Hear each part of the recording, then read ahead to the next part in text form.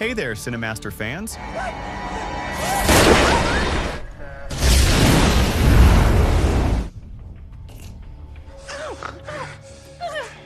Hope you're ready for some movie magic. Let's dive right in. The film, titled The Crazies, opens in a small town in rural America called Ogden Marsh, where we get to meet some of its inhabitants, two of them being Judy, who is a doctor, and Becca, a young lady who works in the same building. On that particular day, there's a baseball game in town, and Becca looks for a way to get there so she can see her boyfriend Scotty. Judy knows what she means and agrees to her request to leave early that day. We then get to meet David, Judy's husband, and the town sheriff, who is attending the high school baseball game. Everything initially seems fine, and David and his partner comment that Scotty is a fast pitcher, but then the game stops when the players in the crowd notice that an old man named Rory enters the field while carrying a shotgun in his hands. Rory seems a bit out of it, and David evacuates the field before he approaches the man to try and assess the situation. David thinks Rory is drunk and orders him to put the shotgun down, but the man doesn't seem to understand his instructions. Instead, the old man does the opposite and lifts his gun to shoot at David. Sensing a threat to his life, David is forced to kill him when he raises his weapon. That night, David requests information about the level of alcohol in Rory's system from the medical examiner. He then meets Rory's family to offer his condolences and states that he had no other choice because Rory was drunk and was about to shoot him. Rory's wife opposes David by saying that her husband quit drinking 2 years ago, a fact that he was very proud of. Luckily, it's just a polite slap. David can't really get a good night's sleep after yesterday's incident, and he gets up early at dawn the next morning to keep himself occupied. His wife Judy tries to comfort him and claims that David should not feel guilty because he did the right thing. In the sheriff's office, he gets a call from the medical examiner and is surprised to hear that there was no alcohol percentage found in Rory's blood tests, even though they were performed twice. Eager to find out what really happened, David revisits the field where he shot Rory. Then he turns around and looks at the town school's principal, Ben. Being a bit lost,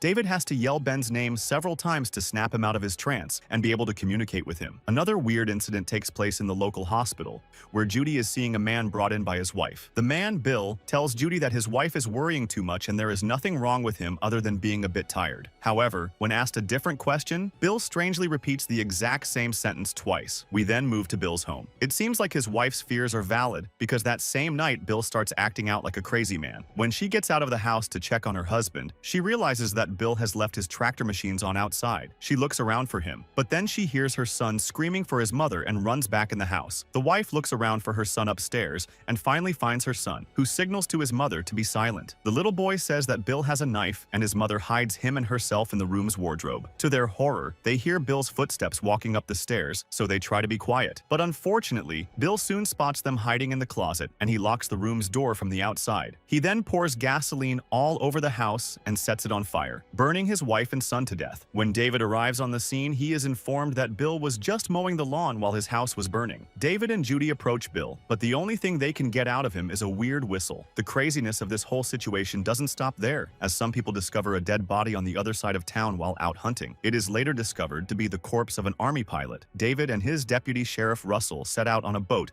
to investigate the area. Here, they are able to find a plane that has crashed in a river near their town. We are then presented with a bird's-eye view shot that could be a military satellite, with the words "Initiate Containment Protocol" displayed on the monitor. Next thing, David wants to know where his town draws its water supply from, because he thinks something is off with the plane, since there hasn't been any news about an army plane crashing into a river. He is even more suspicious when he learns that the water supply of the town comes from that river, and the first house that is reached by the pipelines is Rory's house. David and Russell have a chat with the town's mayor and ask him to shut the water supply down, but the mayor claims that shutting the water down will kill the crops and bankrupt their whole city. Thus, the water supply will stay on. David, on the other hand, has another take on the matter, and he decides to break the law and shut the water supply down himself, also removing the valve so nobody can turn it back on. Back at the police station, Russell and David then find a bleeding Bill lying in his jail cell, not moving, and probably dead. But as they approach his cell, he wakes up and tries to attack them. It is at this point that the tables are going to be turned on David when he realizes that they have no internet connection and no signal on their phones. He then ventures out to find that the town has been turned into a ghost town, and a mysterious black SUV takes some pictures of him. David tries to approach the car but can't catch up with the vehicle. He then tries to check up on Rory's medical examiner at the funeral home. Here, he discovers a live man with his mouth and eyes stitched shut. As he tries to help him out, he finds that the medical examiner has lost his mind as well. David has to fight him off as the crazed examiner tries to kill him with a bone cutter. He manages to kill the man to save his own life, with a little bit of help from Russell. When David returns home, he tries to convince his wife to skip town and go to her parents, but Judy refuses because he is isn't leaving either. In a matter of seconds, Judy spots somebody outside their house, and David walks out to check on their barn, only to be arrested by a military group. David and Judy are then taken inside a bus, and they meet with Russell, who tells David that he was abducted by these soldiers as well. The people are taken to a special military camp, also known as the local high school, and they are guided through various tents where military men and doctors scan them for radioactivity and measure their body temperature. The people with elevated temperatures are forcefully segregated from people with average temperatures. Unfortunately, Judy's temperature is higher than normal levels, and the soldiers try to divide her and David. The sheriff struggles hard, but he is outnumbered and gets knocked out by the soldiers. Judy is then taken to a medical unit and put with some other people that are considered infected. She tries to negotiate with the military doctors and tells them that she is 1 month pregnant, which should explain why her temperature is raised since she has been having a fever during the last week. Meanwhile, David wakes up in another camp where people are being given some bracelets as a form of recognition. Apparently, these are the people that are not infected, and they will be transferred away from the city. However, David is not going to give up on his wife, and he's going to escape the camp. Back in Judy's camp, chaos breaks out when a car runs over the fences of the camp, and people start running in all directions. Since they are unable to control the riot, the soldiers and the military doctors evacuate the place and run away, leaving the contained infected people in the room, including Judy. David makes it back to the sheriff's station, and he gets his gun, intending to go and save Judy. Thankfully, he is not going to be alone, since Russell has also escaped and is very willing to go along and help David out. While Judy is still strapped on a bed, she recognizes her friend Becca lying on another bed. They check on each other, but shortly after, they are threatened by Bill, the principal of the high school, who enters the room with an agricultural fork. He seems to have been taken completely over by the infection. A strapped Judy and her assistant Becca nervously watch him kill people from their beds. When Becca is next, Bill is almost ready to stab her, but Judy screams the house down and distracts him. As a result, Bill now walks towards her and raises the fork up in the air. Luckily, David and Russell show up just in time and shoot Bill, saving both women. Afterwards, the newly formed group of 4 takes a long walk to make it to safety. In any case, that has to wait, since now Becca wants to check if her boyfriend is okay when they walk near his house. Once they get to the barn, Scotty is there and seems to be in good condition. He informs them that his mother is also okay, and she is gathering some supplies from the house. However, the group has to hide in Scotty's barn when a new group of soldiers arrives and checks on Scotty's house. They get to his mother and run a blood test on her, but Scotty can't get a hold of himself and runs to his mom's aid. The soldiers shoot both of them dead, and to make matters worse, they use a flamethrower to set the bodies on fire. The 4 watch in horror as the soldiers are ordered to execute all non-soldiers and the possibly infected people. The next morning, David takes the group to the house where they are supposed to raise their baby. Becca and Russell try to repair the defunct vehicle as David and Judy go inside their home. David loads essentials in a bag to carry with them, while at the same time it is revealed that there's Rory's infected wife in the baby's nursery, staring at Judy. As David makes his way upstairs, he finds Judy in the nursery tied up, and they immediately get attacked by Rory's wife and son, who have now completely lost their minds. The mother stabs David's hand into the floor and threatens him with his own gun. "This was the gun that killed your father." Seeing that his wife is about to be shot, David eventually fights back and manages to kill Rory's wife. However, he still needs Russell's contribution to deal with the 2 infected. Observing Russell's unusually violent and aggressive behavior, Judy suspects that Russell is also infected by the virus. Hearing this, David shrugs it off, and the 4 of them continue on with their journey. However, Russell starts to think that Becca is infected when he notices that she is coughing, and everyone gets caught up in an argument with each other. But they soon have to end that argument and find a place to hide, because a chopper is running circles above them. David changes the car's course and enters a car wash, but there are more surprises waiting for them. As they wait for the helicopters to leave, someone starts the wash, and the car is pulled inwards, making it difficult to leave. In a matter of seconds, a bunch of infected employees get the perfect opportunity to do their job and attack the group. They are able to kill the infected,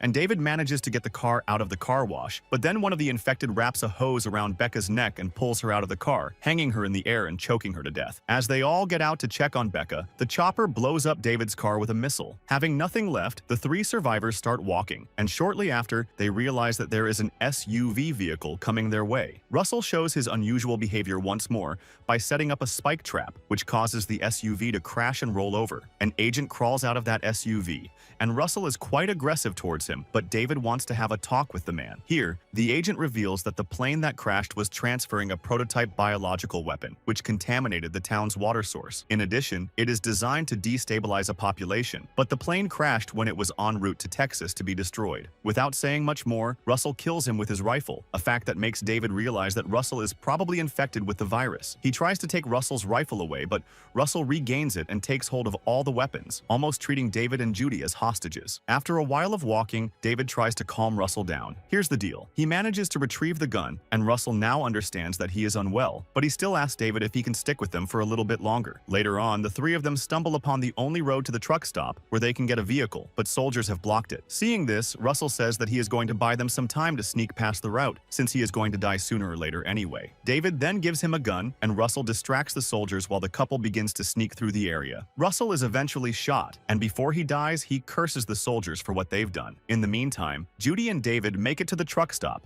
where they find 3 loaded trucks that were supposed to evacuate non-infected citizens still parked at the deserted station. Upon further inspection, they discover the dead bodies that have bracelets wrapped around their wrists, which means that the government intended to kill everybody in town in the first place, including those who were supposed to have been evacuated. After realizing what is really going on, David finds a truck next to the diner, but he now feels that leaving this town is not going to be that easy. As he makes the last-minute preparations to leave, David overhears military communication through an abandoned mobile radio of a soldier. It is communication between a military command post and a military aircraft, mentioning that something is about to happen in 10 minutes. The countdown starts, but before they get out of there, Judy and David have to fight with a couple of infected hunters that are still alive. After they fight them off, David drives the semi-truck away. During this crucial moment, they overhear a 35-second countdown on the wireless military mobile radio. Once the countdown is over, everything goes silent, and then a bright light takes over the place, followed by the sound of a massive explosion. The enormous blast wave produced by the bomb's explosion flips the truck on its side. With their truck disabled, it turns out that David is still alive. He crawls out of the truck and then pulls Judy out of it. They take a moment to absorb what just happened as their hometown is destroyed, and their life is probably never going to be the same. The film ends with the couple heading towards a new city on foot, while a view from a military satellite highlights the couple and then the city they're going to, and the words "Initiate Containment Protocol" appear, signifying a new containment task. Thanks for watching. See you again in the next video.